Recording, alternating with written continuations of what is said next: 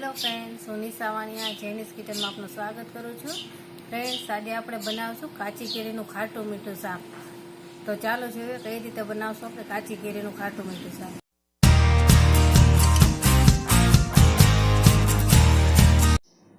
કાચી કેરીનું ખાટું મીઠું શાક બનાવવા માટે મેં આ એક કેરી લીધી છે કાચી, 100 ગ્રામ જેટલી હશે, અને 2 ડુંગળી મોટી સાઈઝની. આને આપણે છાલ કાઢી અને લાંબી સ્લાઇસમાં કાપી લઈશું, અને આ ડુંગળીની પણ લાંબી સ્લાઇસમાં કાપી લઈશું. આ કેરી અને ડુંગળીને આ રીતે સ્લાઇસ કરી લીધી છે. આને આપણે શાક બનાવી દઈશું. આ 3 ચમચી તેલ લીધું છે, રાઈ નાખી દઈશું. રાઈ ફૂટવા દઈશું. હિંગ નાખી દઈશું. ડુંગળી નાખી દઈશું.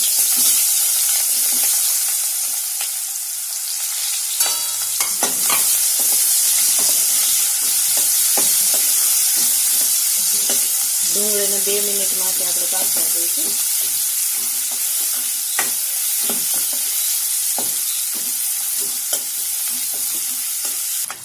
કેરી નાખી દઈશું.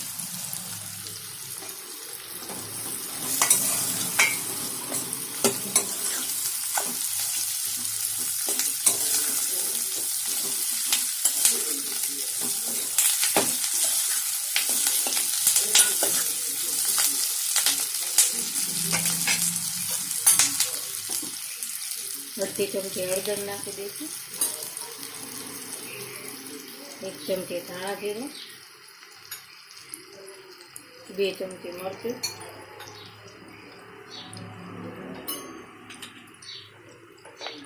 મીઠું નાખી દઈશું સ્વાદ પ્રમાણે.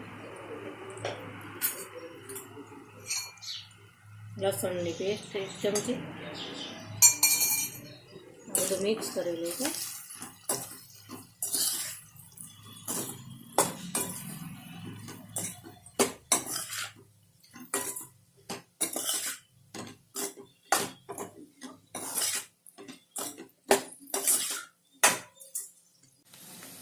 બે ચમચી જેટલો ગોળ નાખી દઈશું. તમારે ખાંડ નાખવી હોય તો ખાંડ પણ નાખી શકો છો, પણ ગોળ વધારે સારો લાગશે.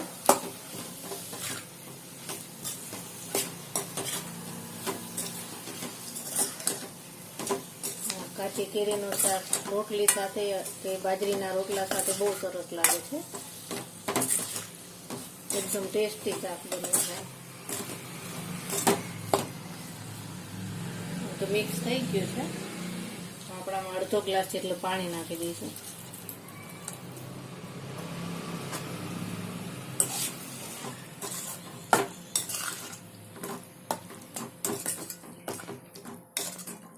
આ શાક તમારે ગ્રેવી વાળું કરવું હોય તો ગ્રેવી વાળું પણ કરી શકો છો, અને એકદમ ડ્રાય બનાવવું હોય તો ડ્રાય પણ સારું લાગે છે. આપણે થોડી થોડી ગ્રેવી રહે એ રીતનું બનાવશું.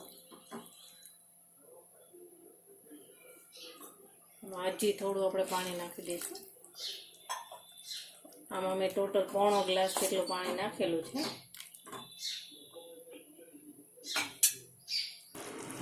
આને આપણે ઢાંકી દઈશું અને 10 મિનિટ સુધી આપણે ફૂલ તાપે પાકવા દઈશું. તો ફ્રેન્ડ્સ, આ કાચી કેરીનું ખાટું મીઠું શાક તૈયાર થઈ ગયું છે. આને આપણે સર્વ કરી લઈશું.